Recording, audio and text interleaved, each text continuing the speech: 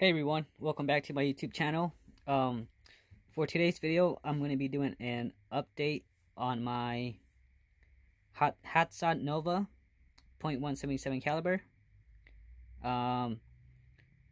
So I'm going to be showing you some modifications I've done to my gun, and hopefully I can do some crony numbers in today's video. One of the main reasons I wanted to do this video is because I wanted to show how the anti-bounce system works on the Hatsan Nova and other Hatsan air rifles. So that's one of the main reasons, and since I need to pull my gun back apart, put it back together, might as well just show you the modifications I've done to it. So the recent modification I did to this gun was cover all the holes that the valve used to have around here, and just made one hole in the middle. This is the diameter hole is 4.27 millimeters, just over .177 caliber. And then I did modify this as well. I did make the hole the same size, which is 4.27. This is what goes on here, and then it lights up. And the transfer port is a 4 millimeter. The breech also has a hole on here, which is a 4 millimeter. And then the barrel port is also a 4 millimeter hole. So 4 millimeter, 4 millimeter, 4 millimeter, and then 4.27. 4.27. As you see here, I did cover this up as well, like I said. The spring in here for the valve, I did cut some of the coils on the spring to make it a little bit more light. When I used to try to push this with my hand, push it so it can go inside when it didn't have any air, it was really hard to push it in with my hand when the air tank was empty. So that's why I did take off some of the coils of the spring. Now it's pretty easy for me to push this when the tank is empty. Yeah, I think that's some of the modifications I've done to it. I also did do some modifications to the valve poppet. Okay, so this is my poppet for the Hatsan Nova 177 caliber.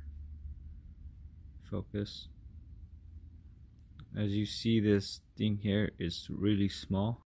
Now the valve should open just a little bit quicker than it used to, and since it has a lighter spring, it should be easier with the hammer to open it. It won't need as much force to open it now.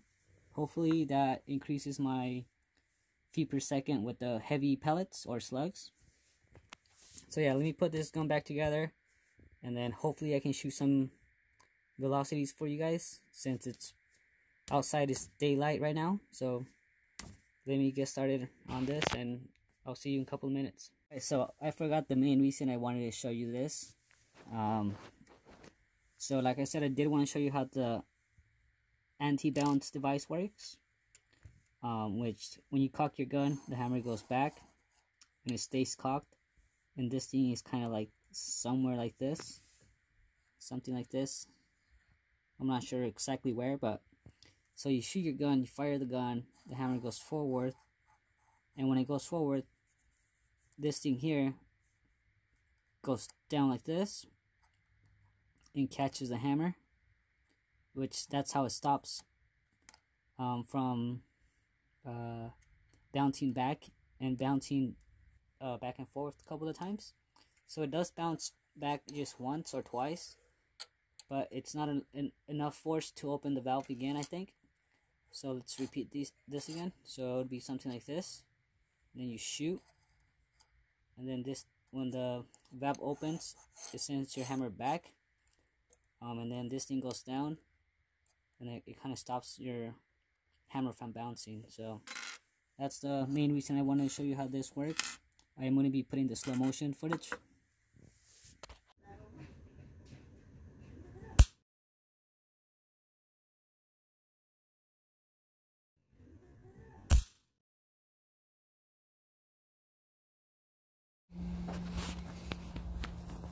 21 grain power drivers. Okay, so we're gonna be trying out this pellet stopper here. As you can see, it's pretty thin. It's pretty good size. I already shot some slugs at it. I'm gonna start with the 21 grain power drivers, and then 20 grain dish base Griffin slugs, and then 15.5 NSA slugs. Here's the gun.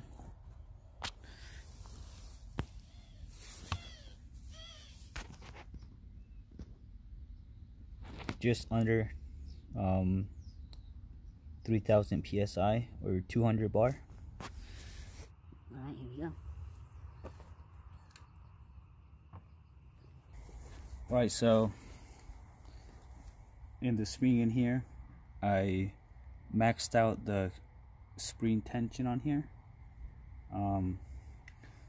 Before I maxed it out, I was getting 975 feet per second with the 21 grain power drivers. Let's see what velocity we get now that it's maxed out.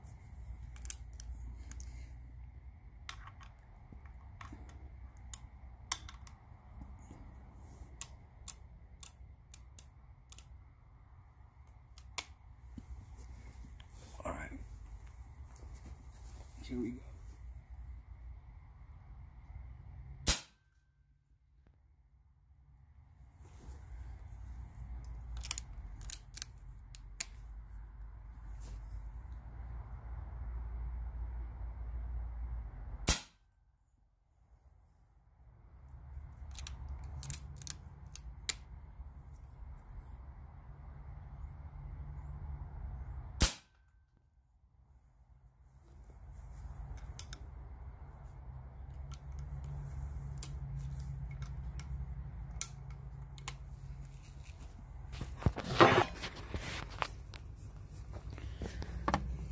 Alright, these are the 21 grain Griffin slugs, dish base.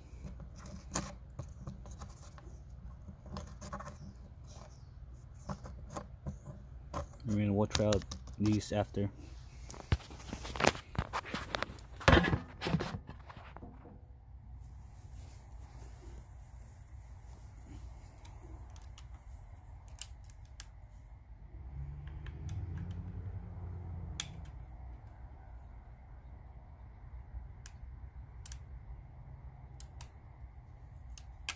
Alright, here we go. I just noticed that one of the slugs is a flat base slug, 21 grain or 20 grain.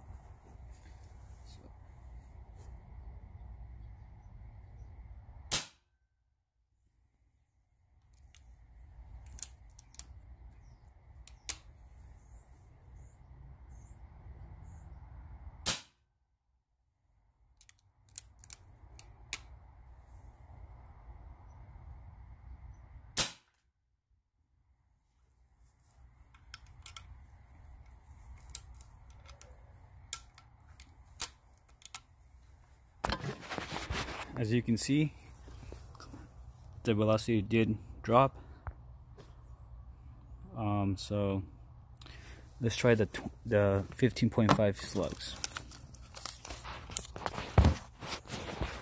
Okay, so I just found a 21 grain NSA slug. So 21 grain NSA slug.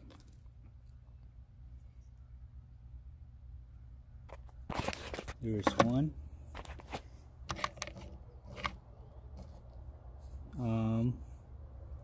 Yeah, there's only one slug in here, which is a 21 grain NSA slug. So let's see what velocity we're actually gonna get when we test this out.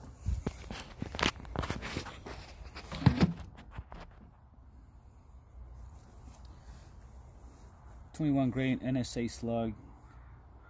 Let's see what velocity we get.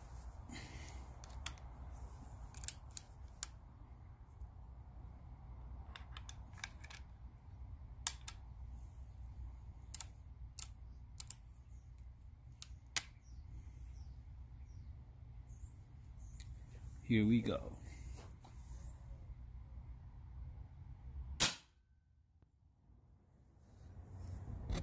Nice. That's with the 21 grain NSA slug.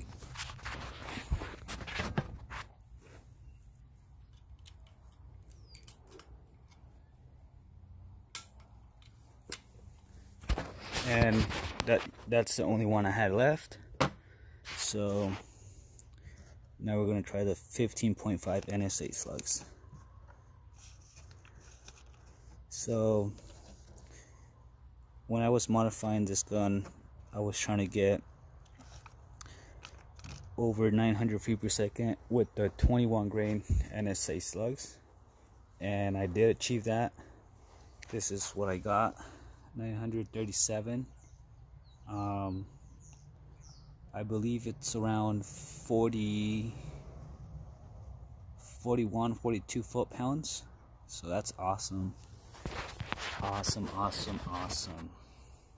right, 15.5 NSA slug.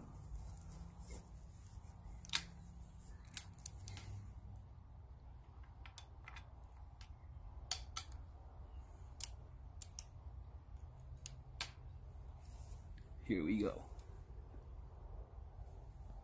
Low battery, no.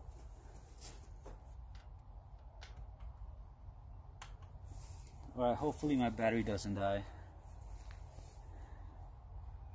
Let's see. Here we go.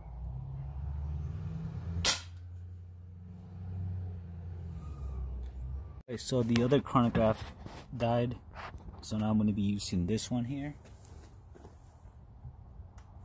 Hopefully it doesn't die on us as well.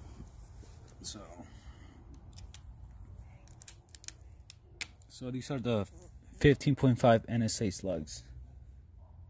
Here we go.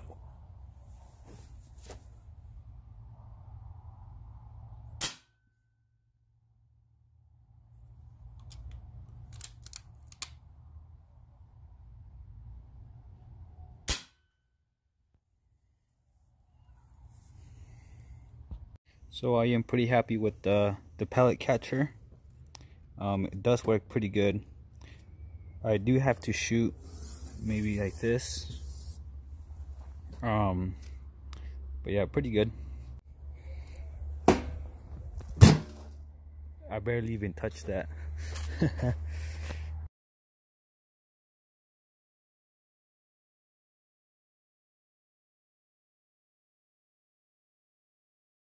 Alright, so here's my pellet catcher. This is the next day after I've been testing this out.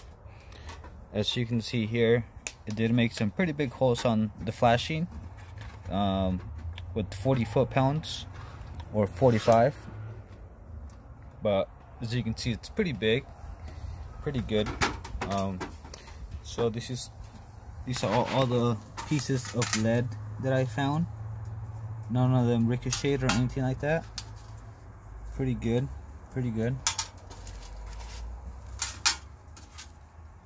The power driver, and here is the piece that goes on top. So